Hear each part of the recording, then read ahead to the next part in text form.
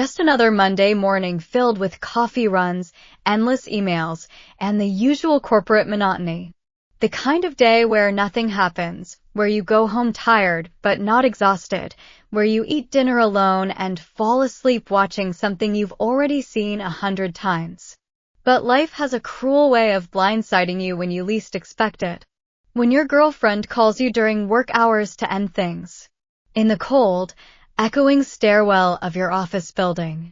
Ordinary becomes a distant memory. My phone buzzed at exactly 2:47 p.m. Jasmine's name lit up the screen, and I smiled. Despite the mountain of paperwork waiting on my desk, despite the quarterly reports that still needed cross-checking, despite the fact that my boss had been in a particularly sharp mood all morning.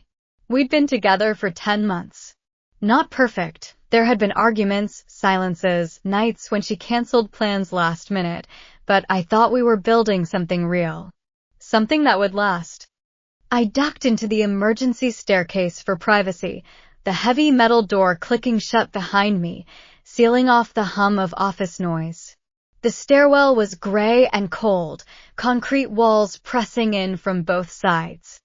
Fluorescent lights buzzed overhead, casting everything in an unflattering pale glow. I expected maybe a sweet message, or plans for dinner, or just her voice telling me about her day. "Hey, what's up?" I answered, keeping my voice low. There was a pause. Then her voice came through, flat and detached. Completely unlike the woman I thought I knew. "Vivien, we need to talk." Those 4 words. Everyone knows what they mean. My stomach dropped instantly, like the floor had opened up beneath me. "Okay, about what?" I tried to sound casual, but my hand was already trembling against the cold metal railing. "I can't do this anymore. Us. This relationship. It's not working for me." The words hit like a physical blow. I actually stumbled back against the concrete wall, my leather briefcase slipping from my shoulder and hitting the ground with a dull thud. My omega instincts stirred somewhere deep in my chest, that primal, vulnerable part of me that wanted to whimper, to curl up, to ask what did I do wrong? I pushed it down. Hard. "What?" "Jasmine, where is this coming from? Did something happen?" "Nothing happened. I've just been thinking a lot lately. And honestly, Vivien." She sighed, and I could hear the impatience in her breath. "You're boring. Like, really boring." The word hit my chest like a knife. When I'm with you, I don't feel anything. No excitement. No passion. It's like dating, I don't know, a piece of furniture. There's no spark. There's never been a spark. I need more than what you can give me. Boring. That single word echoed in my skull, louder than my own heartbeat. Louder than the blood rushing in my ears. I'd heard criticisms before. Too quiet. Too serious. Too focused on work. But boring? That cut deeper than I expected. It wasn't just an insult. It was a verdict on my entire existence. On everything I was. "I've tried, Jasmine. I've really tried to be what you wanted. That's the problem." Her voice was sharp now, almost cruel. "You shouldn't have to try.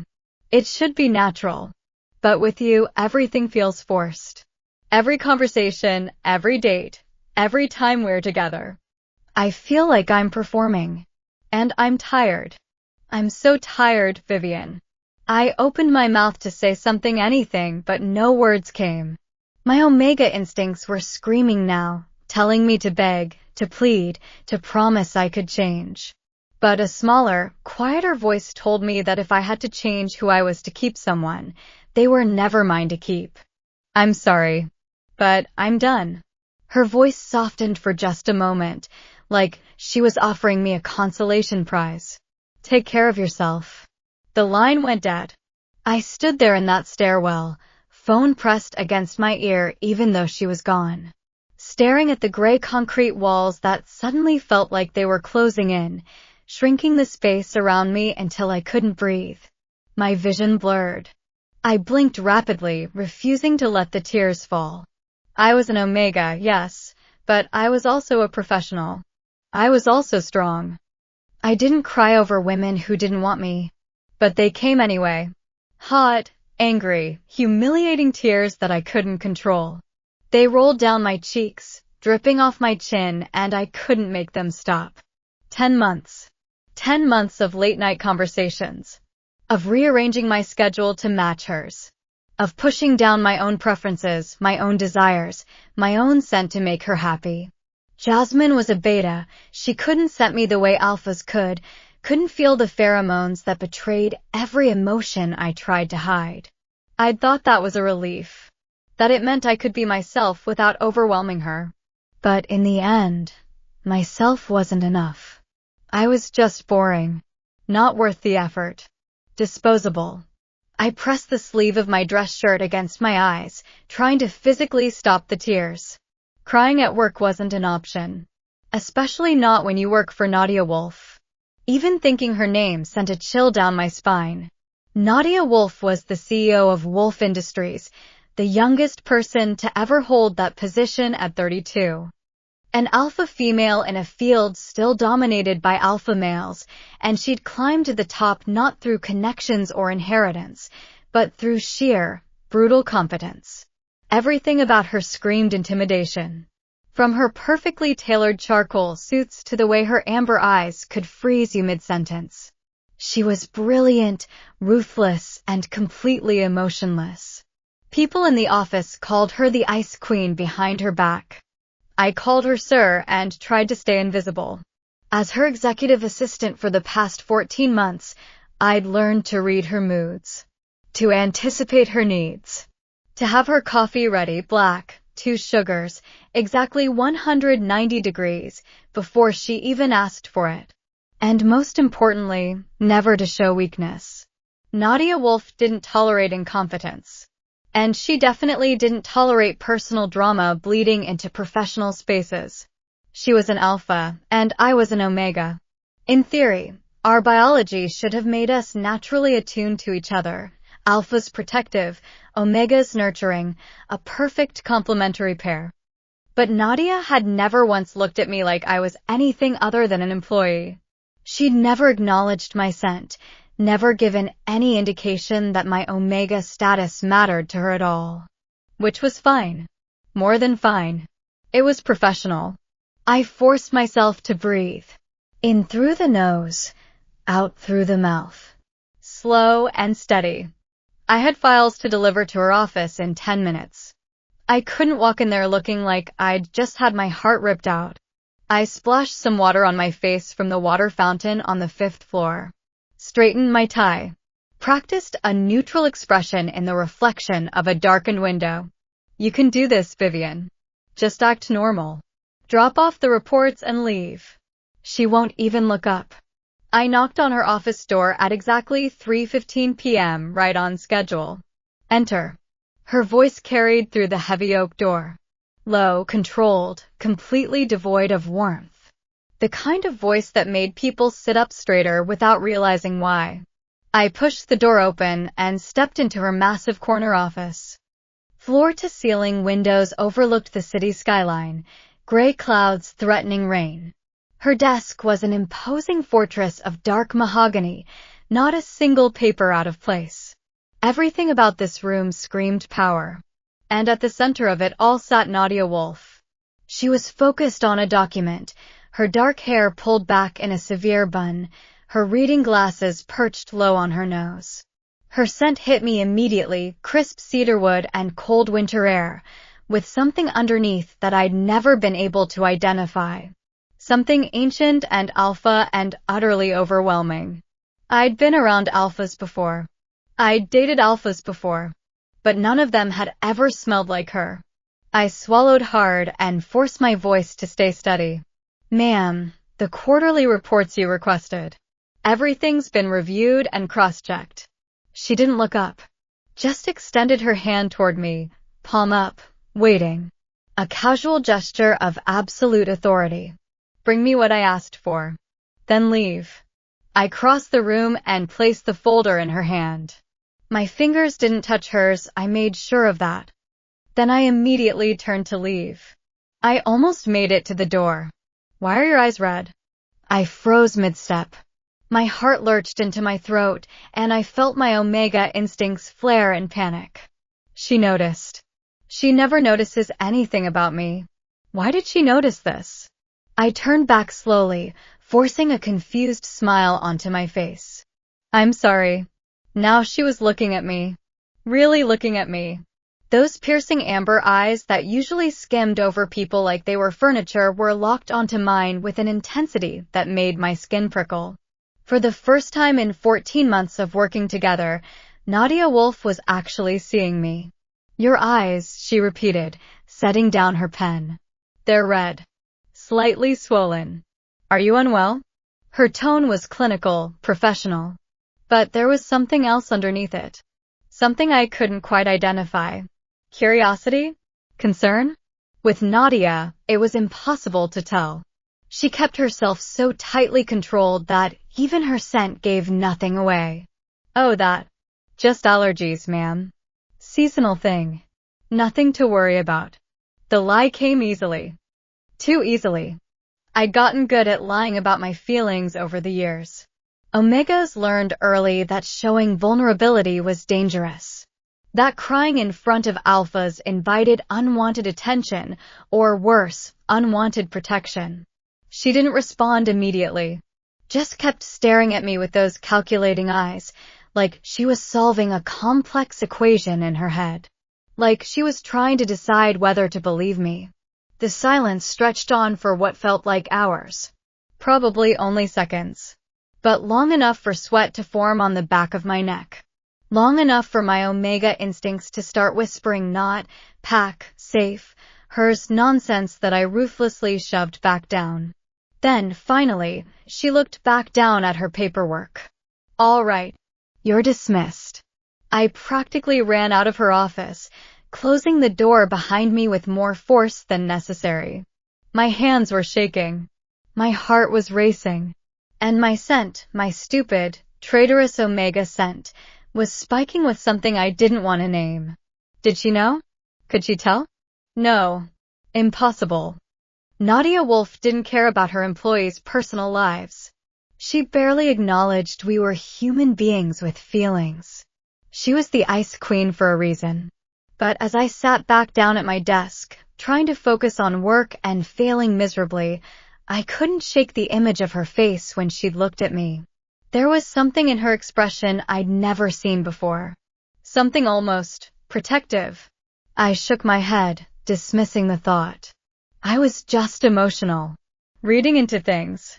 Nadia Wolf didn't care. She never cared. That night, I couldn't sleep. I lay in bed staring at the ceiling, Jasmine's words playing on an endless loop in my head. Boring. You're boring. You're boring. I grabbed my phone and scrolled through our old photos together, looking for clues I'd missed. Had I really been that awful? That uninteresting? That forgettable? There was a picture of us at a restaurant 6 months ago. Jasmine was laughing at something I couldn't remember what. I was smiling too, but looking at it now, I could see the exhaustion in my eyes. The way I was leaning slightly away from her, like my body knew something my heart didn't want to admit. We hadn't been happy. Not really.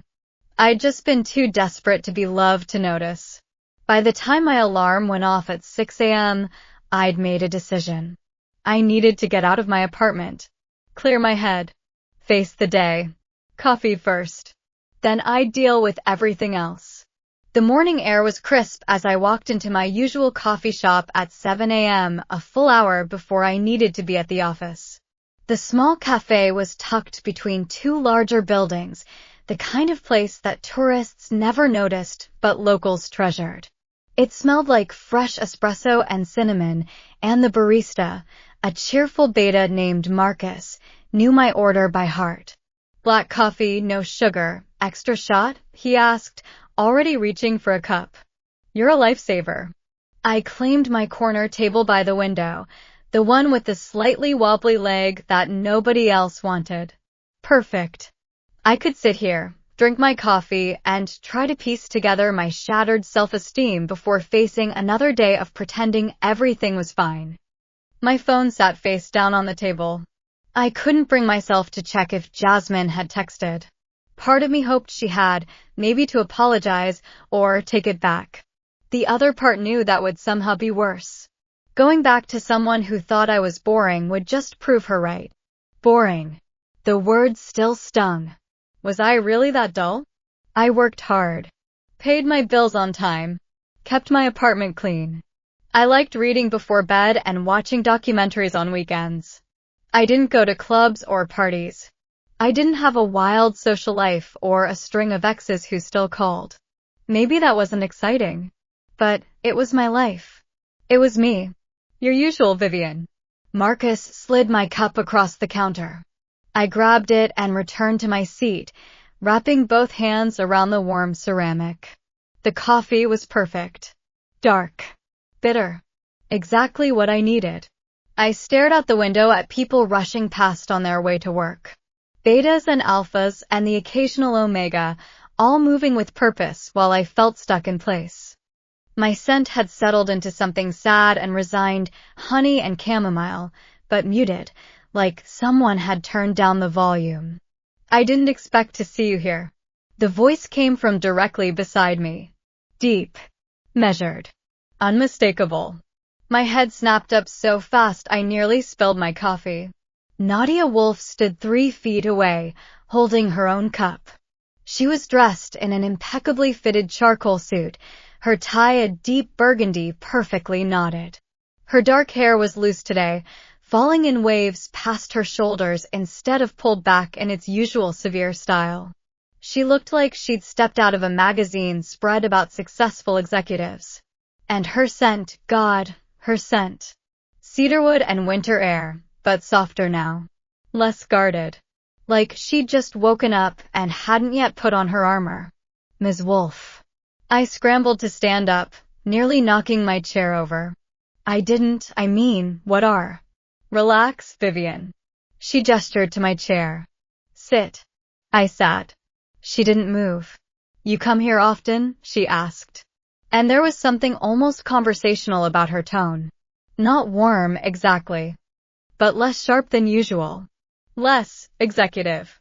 Every morning before work, I heard myself say, "It's quiet. Helps me think." Why was I telling her this? I never shared personal information with Nadia. Never. It was one of the unspoken rules of working for her. Keep your private life private, and I'll do the same. She nodded slowly, her amber eyes scanning the cafe like she was cataloging every detail. I usually go to the place on 5th Avenue. Corporate chain. Fast service. A pause. But their coffee tastes like burnt cardboard. Another pause. This place is better. Was Nadia Wolf making small talk with me? I must have been dreaming. Or having a breakdown. Or both. Before I could respond, she pulled out the chair across from me and sat down. Just sat down at my table like it was normal. Like she hadn't just broken every rule of professional distance we'd maintained for over a year. My brain short-circuited. You looked upset yesterday, she said. No preamble. No easing into the topic. Pure Nadia efficiency. In my office. The allergies excuse was unconvincing. My throat went dry. I'm fine, really. Just a rough day. You're lying again. She took a slow sip of her coffee, completely calm.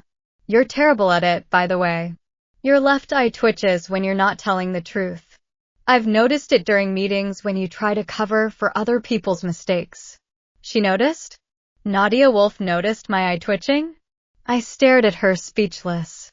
I appreciate the concern, Ms. Wolf. But I promise. Nadia. She set her cup down and leaned back in her chair. When we're not in the office, call me Nadia. The formality is exhausting outside of work hours. A beat. Now, what happened yesterday? The directness of the question, combined with the unexpected intimacy of using her first name, cracked something inside me. Maybe it was the lack of sleep. Maybe it was the fact that she was the first person who'd actually asked if I was okay. Not in the casual, how are you fine thanks way that people at work exchanged pleasantries. But really asked. Like she actually wanted to know the answer. Maybe I was just tired of pretending. My girlfriend broke up with me, I said quietly, staring down at my coffee. Well, ex-girlfriend now, I guess. Silence. I risked a glance up. Nadia's expression had shifted. Her jaw was tight, and something dark flickered in her amber eyes. Something that looked almost like anger, a low, rumbling alpha fury that made the hair on my arms stand up. Her scent had changed too. Sharper. More intense. Like a storm gathering on the horizon. But that couldn't be right. Why would she be angry? She didn't even know Jasmine. Didn't know anything about my personal life. I see, she said finally. Her voice was controlled, but there was an edge to it I'd never heard before. Her decision? Or yours? I swallowed hard. She said I was boring. That being with me felt like dating furniture. No excitement. No passion. Just boring. The word tasted like poison in my mouth. Nadia's fingers tightened around her coffee cup. For a moment, I thought she might break it. The alpha in her was pushing against her control. I could see it in the set of her shoulders, the flare of her nostrils. But then she set the cup down, very carefully, and looked at me with an intensity that made my breath catch. She's an idiot. I blinked. I'm sorry. Your ex-girlfriend. Nadia spoke slowly, deliberately, like she was explaining something obvious to someone who should have known better. She's an idiot. If she found you boring, the problem isn't with you. It's with her. She lacks the intelligence to appreciate what she had. My heart did something weird in my chest. A flutter I couldn't quite explain. You don't know me well enough to say that. Don't I? She leaned forward slightly, elbows on the table. I've worked with you for 14 months, Vivien. I know you arrive 30 minutes early every day. I know you triple-check every document before submitting it. I know you stay late to help other assistants who are struggling, even though it's not your job. I know you take your coffee black because you think adding sugar is wasteful. I know you bite your lower lip when you're concentrating. And I know you tap your pen exactly 3 times before writing anything important. I stared at her, completely speechless. She'd noticed all of that. You're methodical. Intelligent. Reliable. Nadia continued, her amber eyes never leaving mine. Those aren't boring traits, Vivien. They're rare ones. Anyone who can't see that doesn't deserve your time. She paused, then added, more quietly and for what it's worth. I've never found you boring. The last sentence hung in the air between us. My face felt hot. My pulse was racing. This was Nadia Wolf. My cold, distant alpha boss who barely acknowledged my existence most days. Telling me I wasn't boring. Telling me she'd been paying attention. I didn't know what to say. My omega instincts were purring, literally purring, at the validation, at the attention from such a powerful alpha. I clamped down on them hard. Thank you, I managed to whisper. That means more than you know. She nodded once, then checked her watch. We should head to the office. I'll walk with you. As we left the coffee shop together, I couldn't help but notice how different everything felt. The morning seemed brighter. The weight on my chest had lifted slightly. And Nadia walking beside me, her presence solid and steady, her scent warm and protective, made me feel something I hadn't expected. Safe. Walking into the office with Nadia felt surreal.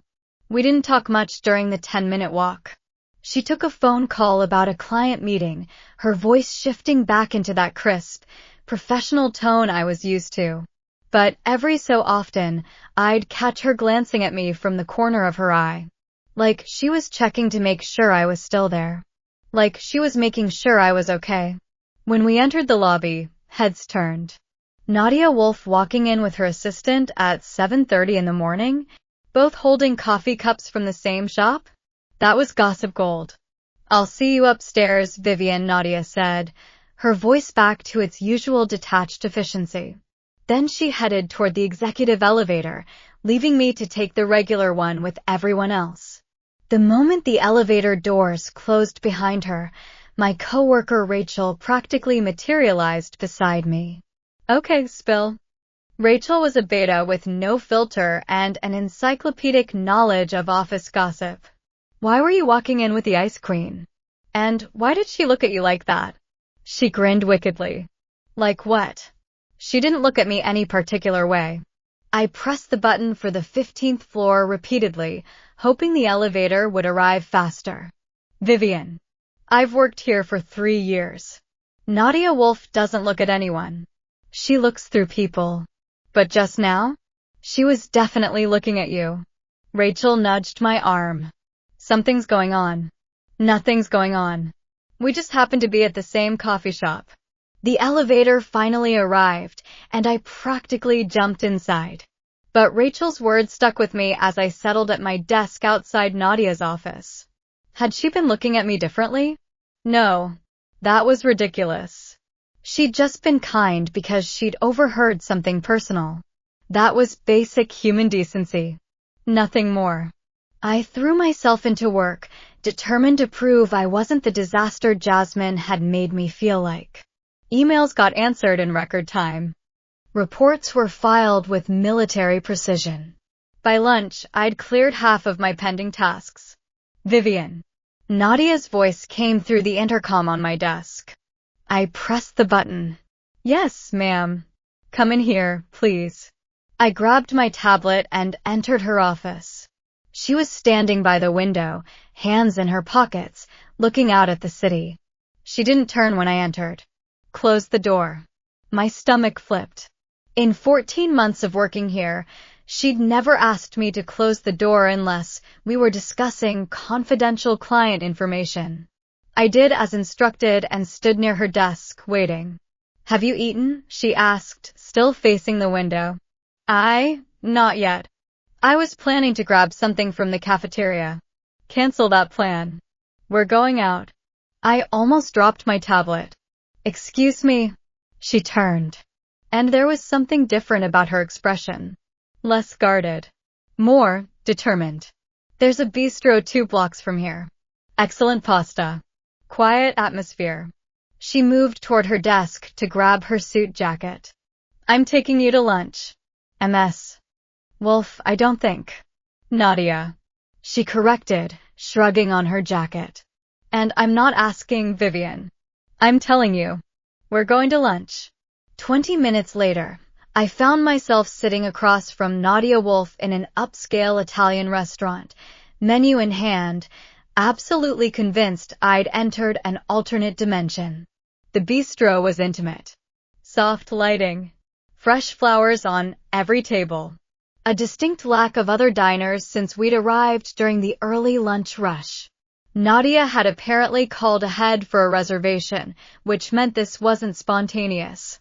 She'd planned this. Order whatever you want, she said, not even looking at her own menu. The carbonara here is exceptional. But so is everything else. I picked something at random, too nervous to actually read the descriptions. When the waiter left, silence settled between us. Not uncomfortable exactly, but charged with something unspoken. Why are we here? I asked finally. Nadia set down her water glass and met my eyes. Because yesterday, you found out that someone you cared about thought you weren't worth keeping. And because... She paused, searching for words. I wanted to make sure you understood that she was wrong. My breath caught. You don't have to do this. I'm fine, really. Stop saying you're fine when you're not. Her voice was gentle but firm. I heard the entire conversation yesterday, Vivien. I was in the stairwell. I'd gone down there to take a private call, and then I heard your voice. I should have left. But I didn't. I listened. The room spun slightly. She'd heard everything. Every pathetic word. Every moment of me being rejected. Being called boring. Being thrown away like I meant nothing. I'm sorry you had to hear that, I mumbled, mortified. I'm not. She leaned forward, elbows on the table. Because it gave me information I needed. What information? The way she spoke to you was unacceptable. The things she said were objectively false. and watching you try to hold yourself together afterward, then walk into my office and pretend everything was normal. Her amber eyes burned into mine. That took strength. I didn't feel strong. I felt humiliated. Strength isn't the absence of pain, Vivien. It's continuing to function despite it. A pause. You impressed me. Those 3 words did something to my chest. Made it tight and warm at the same time. Our food arrived, and we ate in relative quiet.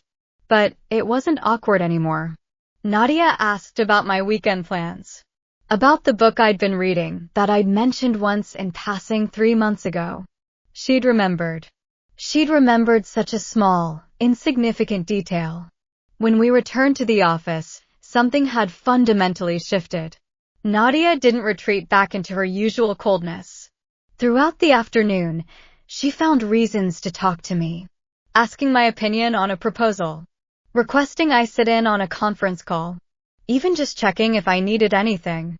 At 4 p.m., Emma from reception stopped by my desk, eyes wide. Okay, you have to tell me what's happening. Nadia Wolf just smiled. Like, an actual smile. I've been here 5 years, and I didn't know her face could do that. She leaned in conspiratorially. She smiled when she was talking to you on the phone. What did you say to her? I just confirmed her dinner reservation, I said weakly. Well, whatever you're doing, keep doing it. Maybe the ice queen is finally melting. But it wasn't about her melting. As I packed up my desk that evening, I realized what had actually changed. Nadia had always been watching. Always been aware. She'd just never shown it before. And now that she was showing it, everything felt different. Dangerous, maybe. Exciting, definitely. My phone buzzed. A text from an unknown number. Don't work too late tonight. You need rest. I stared at the message, a smile tugging at my lips despite everything. Maybe Jasmine had been wrong. Maybe I wasn't boring at all. Maybe I'd just been waiting for someone who actually paid attention. The next 3 days blurred together in a haze of stolen glances and charged silences. Nadia's behavior had shifted from professionally distant to something I couldn't quite name. Protective, yes, but also intensely focused. She found reasons to be near me constantly. Morning briefings that used to take 5 minutes now stretched to 20. She'd appear at my desk with questions about reports she'd never asked about before. During team meetings, she'd position herself so she could see me, her amber eyes tracking my every movement. And her scent. God, her scent. It had changed too. Warmer. More present. Like she'd stopped hiding whatever pheromones she usually kept locked down. Every time she walked past my desk, I caught that cedar and winter air smell, and my omega instincts went haywire. My pulse would race. My skin would flush. And worst of all, my own scent would spike, honey and chamomile, sweet and eager and completely mortifying. I started wearing scent patches to work. The little adhesive squares that covered my scent glands and kept my pheromones contained. I'd never needed them before. My omega scent was naturally mild, easy to ignore. But around Nadia? Around her? I couldn't control myself. And that terrified me. It was Thursday evening when everything came to a head. I was packing up my desk, ready to head to the parking garage, when Nadia emerged from her office. Already wearing her coat. I'm driving you home, she announced. Not asked. I hesitated, my keys already in my hand. Nadia, my car is here. I can drive myself. Her jaw tightened almost imperceptibly. Leave it. You can get it tomorrow morning. When I opened my mouth to protest, she cut me off with a single word. Please.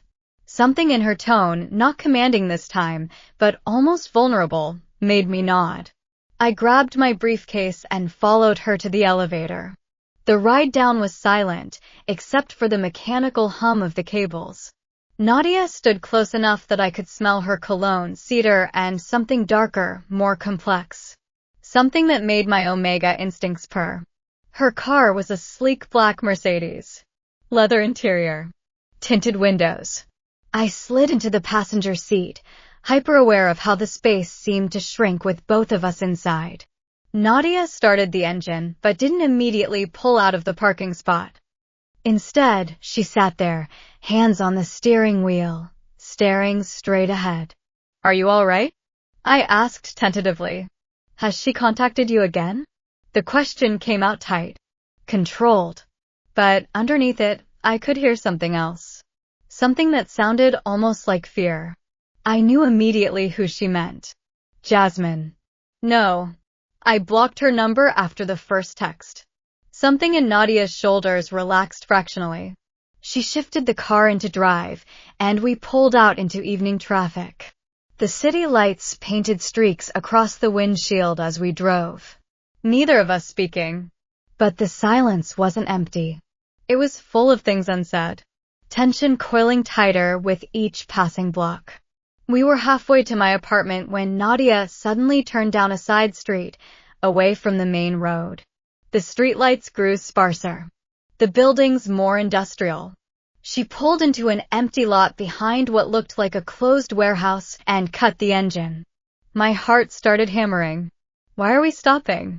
Nadia unbuckled her seatbelt and turned to face me fully. In the dim light, her features were all sharp angles and shadows. Her amber eyes glowed faintly, an alpha trait that emerged when emotions ran high. Because I can't drive another mile pretending I'm not losing my mind.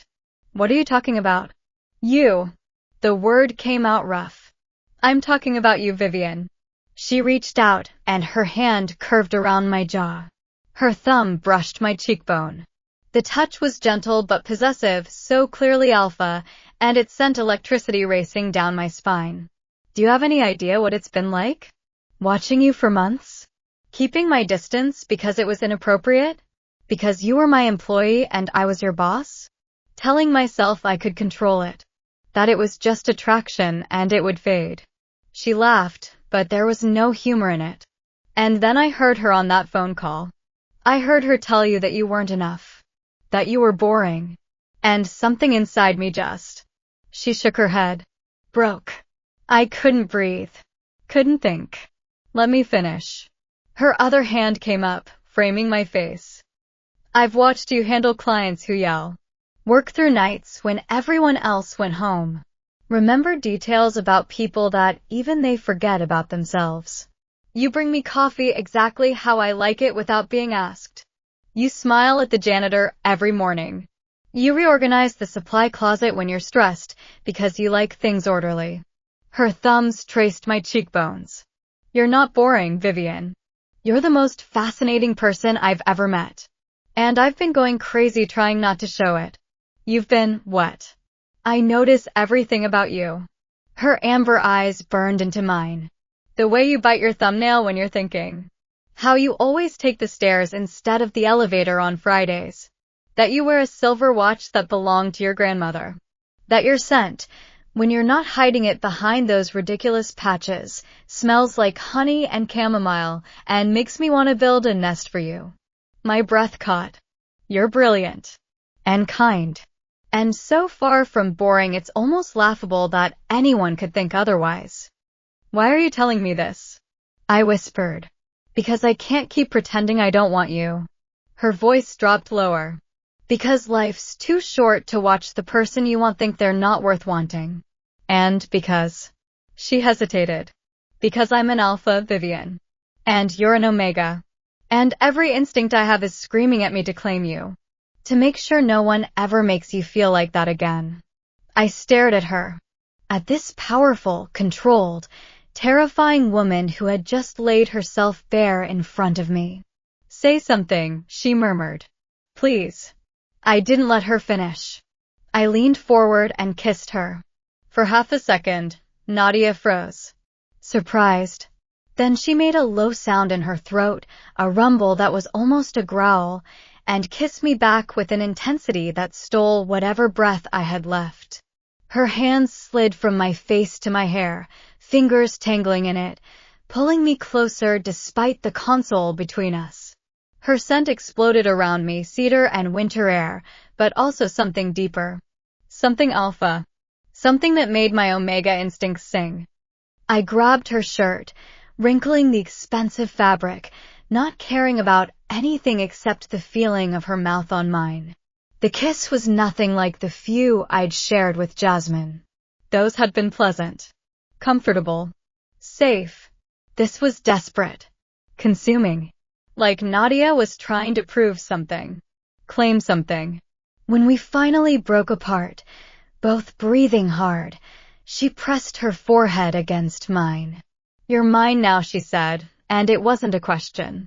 "Tell me you understand that." I understand. And I did. Whatever this was between us, it wasn't casual. It wasn't something either of us could walk away from. She kissed me again. Softer this time.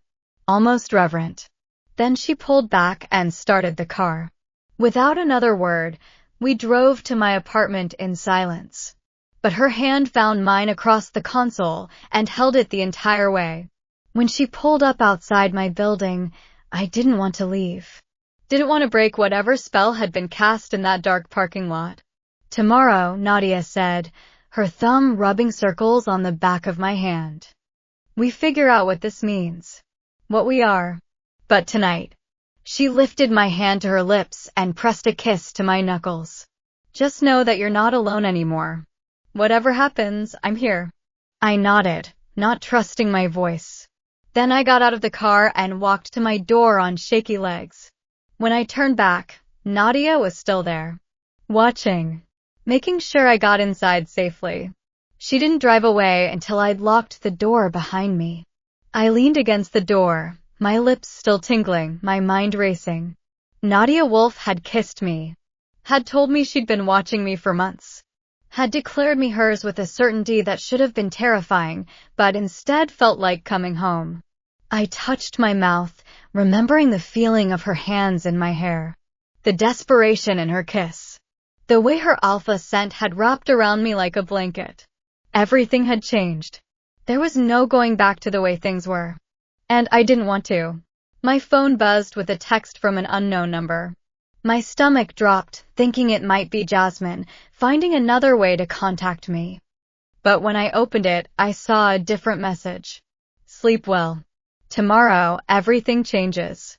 I saved her number immediately, a smile spreading across my face despite the chaos of emotions swirling in my chest. Tomorrow, everything would change. But maybe for once, change would be good. I fell asleep that night with her words echoing in my mind. "You're mine now." And the terrifying, exhilarating truth was that I wanted to be. I woke up Friday morning to my phone ringing insistently. Half asleep, I grabbed it from my nightstand and squinted at the screen. Unknown number. My finger hovered over the decline button, but something made me answer. "Hello. Vivien. Don't hang up." Jasmine's voice hit me like cold water. "I know you blocked me, but we need to talk. I'm outside your building. Please, just give me 5 minutes." My stomach dropped. "How do you know where I live? Does it matter?" "I'm here." I came to apologize properly. To fix this. There was a desperate edge to her voice I'd never heard before. "Please, Vivien. 5 minutes." I should have hung up. Should have called security. Should have done anything except what I did next. But instead, I found myself getting dressed. Jeans and a t-shirt casual, since it was Friday and the office had a relaxed dress code. My hands shook as I brushed my teeth. Ran fingers through my hair. What was I doing? Why was I even considering facing her? "Because you need closure," a voice in my head whispered. "You need to end this properly so you can move forward." With Nadia. The thought steadied me. Whatever Jasmine wanted, it didn't matter anymore. I wasn't the same person who'd cried in that stairwell 5 days ago. I wasn't the same Omega who'd believed she was boring and unlovable and not worth keeping. I took the elevator down, my heart pounding, but my resolve firm. Jasmine was waiting on the sidewalk, and she looked terrible. Her hair was messy. Her clothes wrinkled, like she'd slept in them. She was holding a bouquet of supermarket flowers, sad, drooping carnations that looked like they'd been sitting in a bucket too long. "Vivien." Her face lit up when she saw me. Thank God. I was worried you wouldn't come down. You have 5 minutes. I crossed my arms, staying several feet away. And then I'm going back inside. I made a mistake. The biggest mistake of my life. The words tumbled out fast. Rehearsed. Breaking up with you is stupid. I don't know what I was thinking. You're not boring, you're stable. Reliable. That's good, right? That's what relationships need. Each word made me angrier. Is that supposed to make me feel better? You're basically saying I'm like a solid investment portfolio. No, that's not. She stepped closer. I stepped back. What I mean is, I took you for granted. I didn't appreciate what I had. But I do now. We can start over. Go back to how things were. How things were. I repeated slowly. You mean when you felt nothing being with me? When you compared dating me to dating furniture? She winced. I was angry. I said things I didn't mean. Come on, Vivien. We were together 10 months. That has to count for something. It does count. I was surprised by how steady my voice was. It taught me what I don't want. I don't want someone who only wants me back because they think no one else will. I don't want to be someone's safe option. That's not what you are. Her voice rose, frustrated.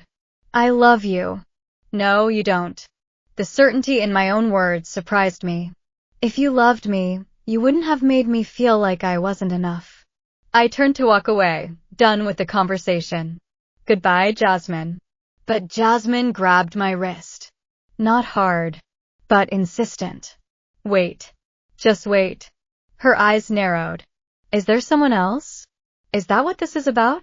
Before I could answer, a car door slammed. I turned and felt my heart skip. Nadia was striding across the sidewalk toward us. And she looked furious. She was dressed in a full charcoal suit despite it being Friday. Every inch the powerful CEO. Her dark hair was pulled back in its severe bun. Her amber eyes were locked on Jasmine's hand around my wrist like it was a personal offense. And her scent. God, her scent. It rolled off her in waves, angry alpha pheromones that made the hair on my arms stand up. Cedar and winter air and something darker. Something possessive. Something that made my omega instincts want to bare my throat and submit. Let her go. Nadia's voice was deadly quiet. The kind of calm that preceded storms. Jasmine dropped my wrist immediately, confusion crossing her face. Who are you? Nadia didn't answer her. Instead, she moved directly into my space, one hand sliding around my waist and pulling me against her side. The gesture was unmistakably possessive. Claiming. Are you okay? She asked me, her voice softening. I'm fine. I managed. Very aware of Jasmine watching us with growing understanding. Wait. Jasmine's voice rose.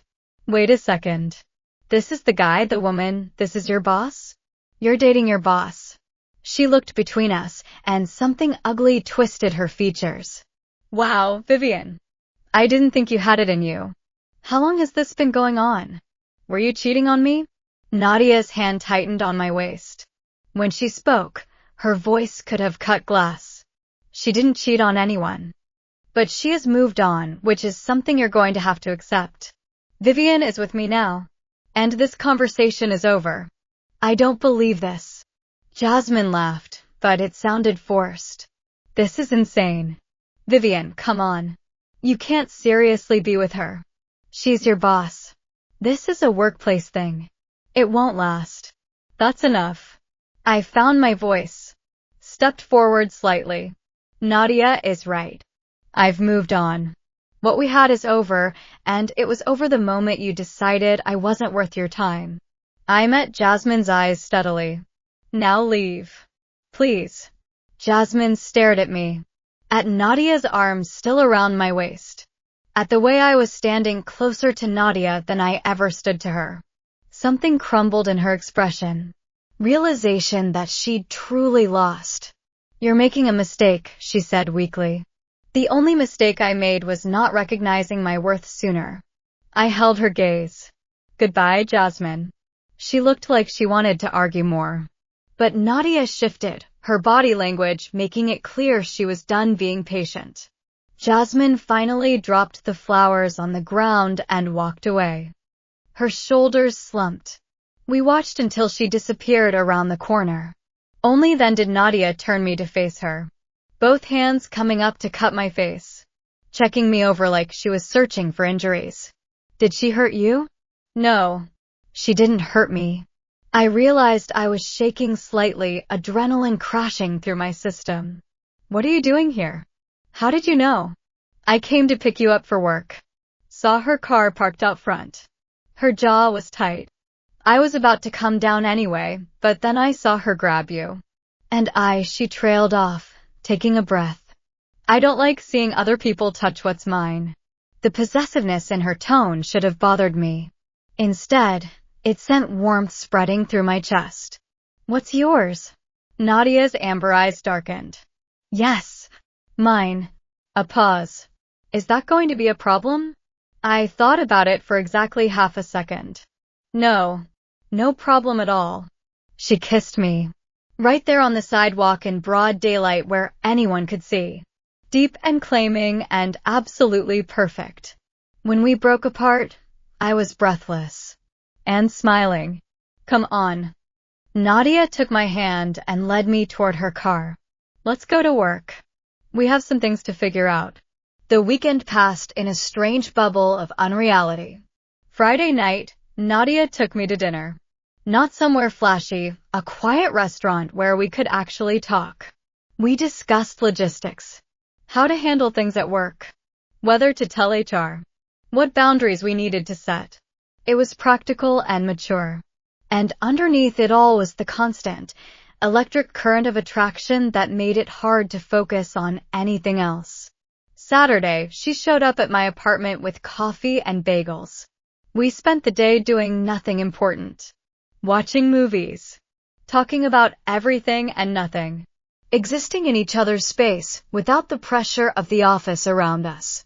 At one point, I fell asleep on her shoulder, exhausted from the week, from the emotions, from the sheer intensity of whatever was happening between us. When I woke up, she was still there. Still holding me. Still watching me with those amber eyes. You purr in your sleep, she said quietly. I do not. You do. It's adorable. Her thumb traced my cheek. Your scent goes all soft and sweet. Like honey. Like home. My face flushed. Stop. Never. She kissed me slowly on my couch, her hands gentle in my hair. And it felt like the most natural thing in the world. But there was something unspoken between us. 3 words that hung heavy and unacknowledged. I felt them every time she looked at me. Every time her hand found mine automatically. Every time she smiled, that small, private smile that was only for me. By Monday, I was going crazy with it. We arrived at work separately.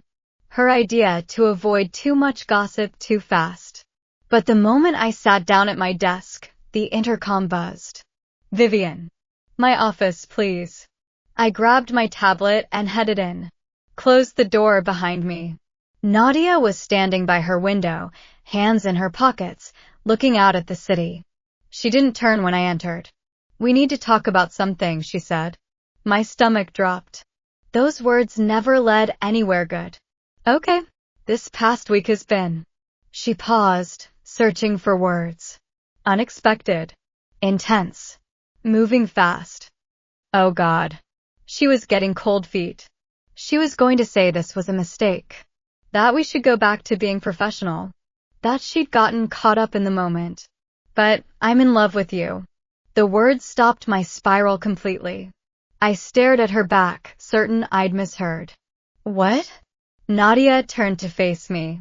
And her expression was more open than I'd ever seen it. Vulnerable. I'm in love with you, Vivien. I have been for a while now, though I only admitted it to myself recently. She crossed the space between us slowly. And I know this is fast.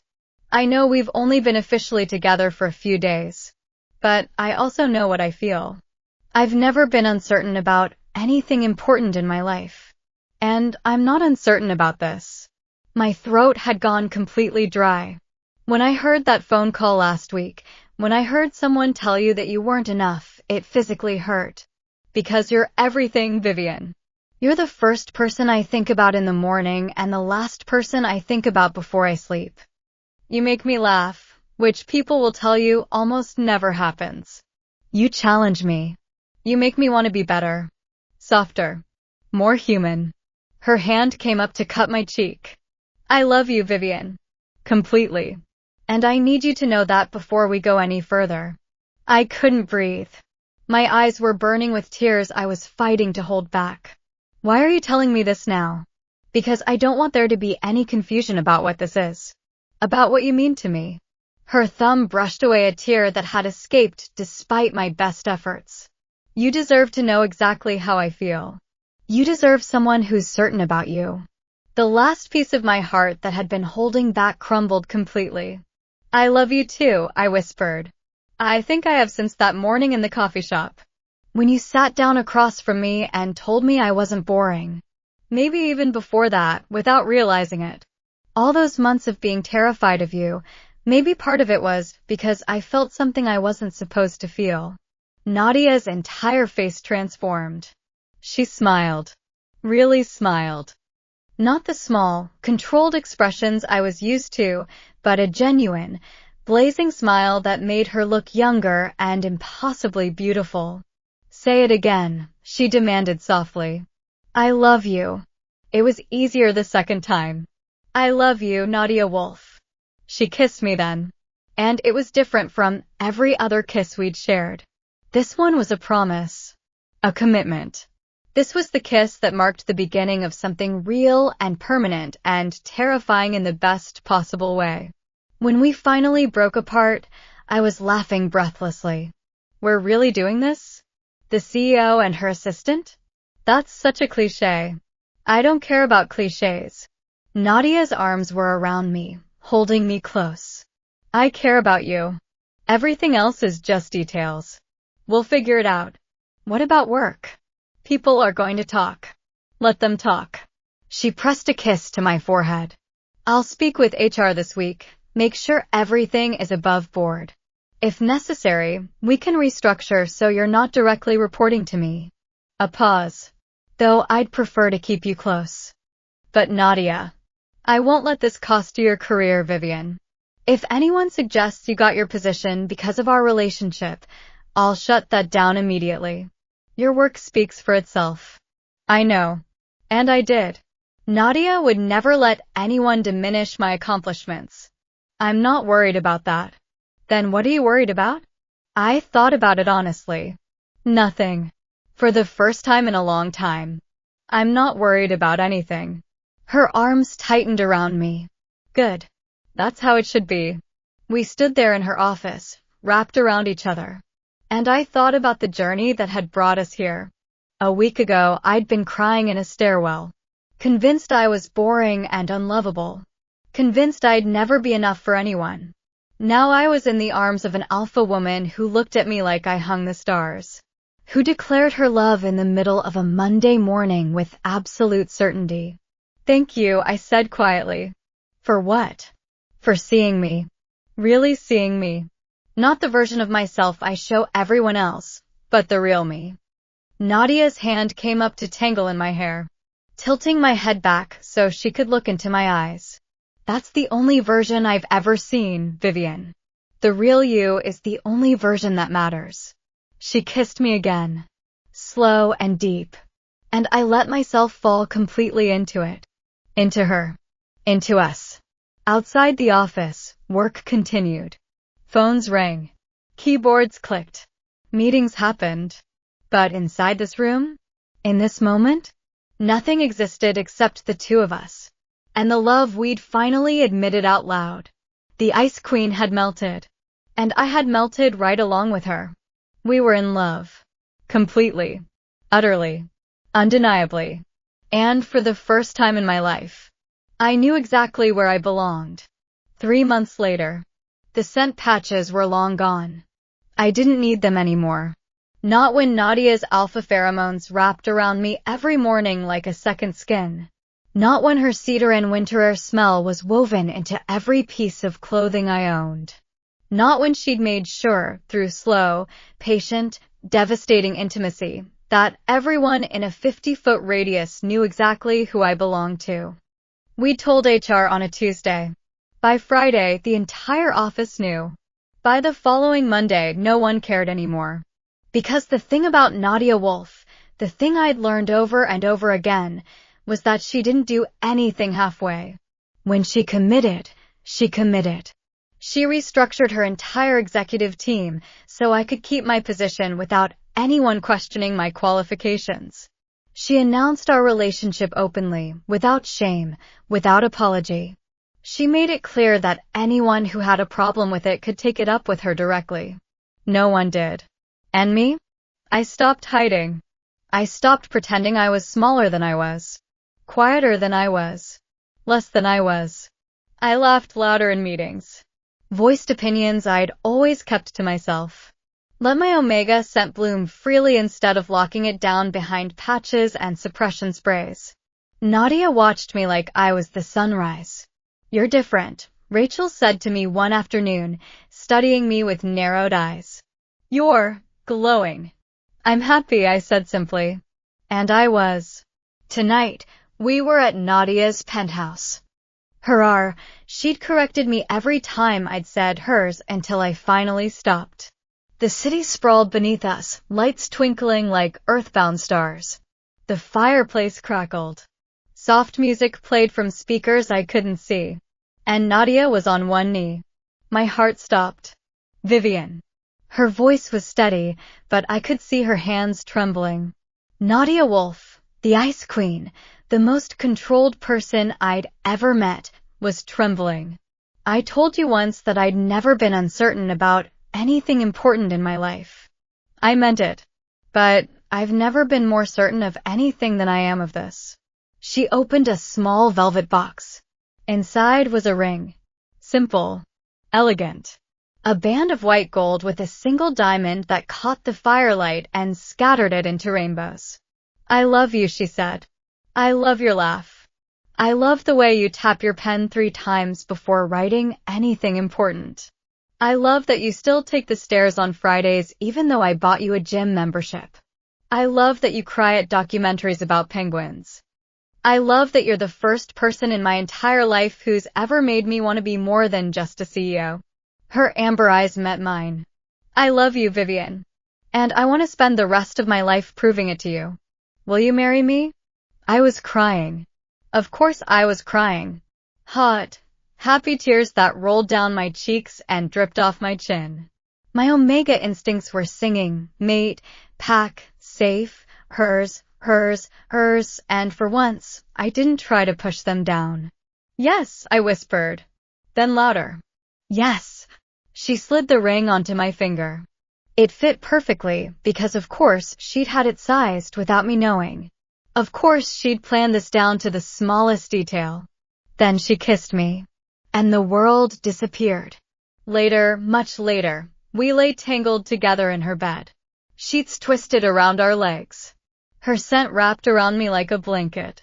My head on her chest, listening to the steady rhythm of her heart. "Nadia? I'm glad you were in that stairwell." She pressed a kiss to the top of my head. "So am I." Outside, the city glittered. Inside, we held each other. And I thought about how different my life looked now than it had 3 months ago. Then I'd been standing in a cold stairwell, crying, believing I was boring and forgettable and not worth keeping. Now I was engaged to the most powerful woman in the city, wearing her ring, bathed in her scent, loved by her in a way I'd never known I deserved. Jasmine had been wrong. I wasn't boring. I'd never been boring. I'd just been waiting for someone who actually paid attention. And Nadia?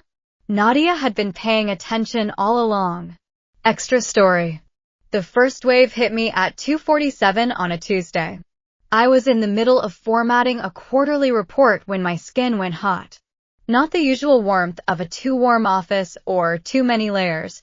This was deeper. Bone deep. The kind of heat that started somewhere low in my belly and spread outward like wildfire. No, not now.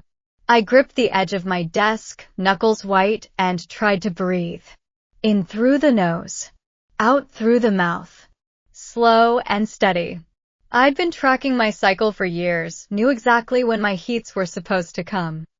I had suppressants in my desk drawer, scent patches in my bag, a whole routine designed to keep my omega biology from interfering with my professional life.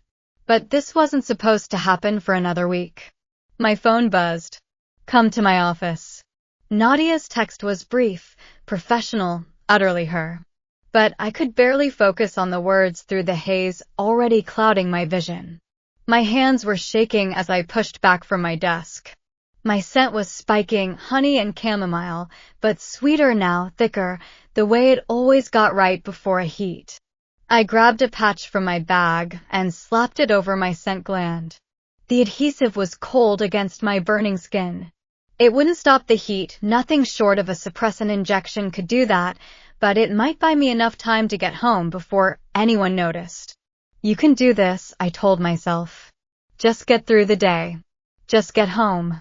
I made it 3 steps before the second wave hit. This one was worse. My knees buckled. I caught myself on the wall, chest heaving, every nerve ending in my body suddenly aware. Aware of the alpha down the hall.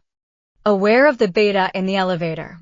Aware of her, Nadia, waiting for me in her office with her cedar and winter air scent that I usually found so comforting and now found absolutely devastating. No. I couldn't go in there like this. I couldn't be anywhere near her like this. The door to Nadia's office was already open when I reached it. She was standing by her window, phone pressed to her ear, her back to me. She turned at the sound of my footsteps and froze. Her amber eyes swept over me once. Twice. Her nostrils flared. You're in heat. Not a question. A statement. Clinical. Controlled. But underneath it, I could hear something else.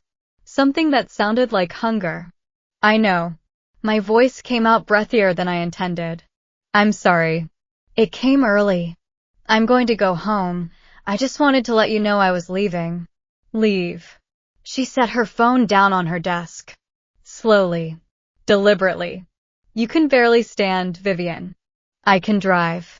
I'll be fine. You won't be fine. She crossed the room toward me, and I backed away instinctively. Not because I was afraid of her, because I was afraid of myself. Of what I might do if she got too close. Of what my omega instincts might demand. Don't, I whispered. Nadia, please. If you come any closer. I know. She stopped. Held her ground. Her hands were clenched at her sides, and I could see the tension in her shoulders, the effort it was taking for her to stay still. I can smell you, Vivien. From across the room. You're burning. I'll take suppressants. Suppressants won't stop a heat once it started. You know that. Her jaw tightened. Let me take you home. Please. I won't touch you. I just want to make sure you get there safely. I should have said no. I should have walked out that door and driven myself home and suffered through the next 3 days alone the way I always had. But another wave was building. I could feel it coiling in my stomach, and the thought of being alone in my apartment with nothing but my own scent and my own desperation was suddenly unbearable.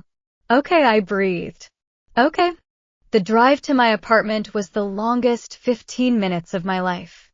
Nadia kept her eyes on the road, her hands on the wheel, her scent carefully, deliberately neutral. She didn't look at me, didn't touch me, didn't acknowledge the way I was practically vibrating in the passenger seat, my skin so sensitive that the brush of my own clothes felt like electricity. But when she pulled into my parking garage and cut the engine, she finally turned to face me. You're going to be okay, she said. Softly. Firmly. Like she was trying to convince both of us. I know. I didn't believe it. I'll stay. She reached for my hand, then stopped herself. If you want me to. I'll stay on the couch. I won't, she swallowed. I won't touch you unless you ask me to. But I can't leave you alone like this, Vivien. I can't. My heart clenched. Okay. We made it inside. Barely. The moment the door closed behind us, the next wave hit, harder than all the others combined. I stumbled. Nadia caught me. And the second her hands touched my skin, something in me broke. Her scent. God, her scent. Cedar and winter air. But also something deeper. Something alpha. Something that made my omega instinct scream mate, pack, claim now. Vivien. Her voice was strained. Her grip on my arms was careful, too careful. Like she was holding herself back by the thinnest thread. I need you to tell me what you want. Because I won't do anything you don't explicitly ask for. Do you understand? I understood. I also understood that my body was on fire. That every inch of my skin ached for her touch. That the space between us felt like a wound that needed to be closed. I want you, I said. The words came out before I could stop them. Raw. Honest. Desperate. I've wanted you since the coffee shop. Since the stairwell. Since the first time you looked at me like I mattered. Her amber eyes blazed. Say it again. I want you, Nadia. I want. Another wave hit, and I gasped, clutching at her shirt. I want you to claim me. Properly. The way alphas claim omegas. I want your bite. I want your scent all over me. I want everyone to know I'm yours. Something shifted in her expression. Something that looked almost like relief. Finally, she murmured. And then she kissed me. The next 3 days blurred together in a haze of heat and hunger and her. She carried me to my bedroom, laid me down on sheets that smelled like honey and chamomile and want, and then she took her time. Unhurried. Deliberate. The way she did everything. Patience, she murmured against my throat, her lips brushing my feverish skin. We have days, Vivien. I'm not going to rush this. But I know what you need. Her teeth grazed my scent gland, and I whimpered. I've been dreaming about this for months. Let me enjoy it. She stripped off my clothes slowly. Kissed every inch of skin she revealed. Her hands mapped my body like she was memorizing it, like she'd been waiting for permission to touch me, and now that she had it, she wasn't going to waste a single second. When she finally settled between my legs, I was already trembling. You're beautiful, she said. Do you know that? You're the most beautiful thing I've ever seen. Nadia. Shoo. She pressed a kiss to my inner thigh. Let me take care of you. And she did. She took care of me for 3 days. Through the worst of the heat. Through the waves of desperate, aching need that left me sobbing her name. Through the moments when I forgot where I ended and she began, when her scent was so thick in the air that I couldn't tell which pheromones were hers and which were mine. She fed me, watered me, held me when I shook and kissed me when I cried. And on the 3rd night, when the heat finally broke and I was left exhausted and raw and empty, she gathered me into her arms and pressed her lips to my forehead. I love you, she said. Simple. Certain. I love you, Vivien. I love you too. Then let me finish this. I knew what she meant. The claim. The bite that would bind us together forever, scent to scent, soul to soul. The mark that every omega dreamed of and every alpha feared to give. Do it, I whispered. Please. She lowered her mouth to my neck. Kiss the spot where my scent was strongest. And then, her teeth sank in. The pain was sharp, bright, perfect. And then the bond flooded through me like sunlight. I felt her. Felt everything she was feeling. Her love. Her devotion. Her fury at anyone who had ever made me feel small. Her absolute, unwavering certainty that I was hers and she was mine and nothing would ever change that. When she pulled back, her lips were red with my blood. Mine, she said. Yours, I agreed. And for the first time in my life, I meant it. The mark on my neck was still pink and new when I walked into the office on Monday. I didn't try to hide it. Neither did Nadia. She met me at the elevator, her hand finding mine, her scent wrapping around me like a second skin, and together, we walked into the lobby. Heads turned. Whispers followed. Neither of us cared. "Ready?" she asked, her thumb brushing over my knuckles. "Ready." And we stepped into the elevator together. The Ice Queen had melted. But I'd melted right along with her. And now bonded. Claimed. Loved. I finally understood what it meant to come home. The end.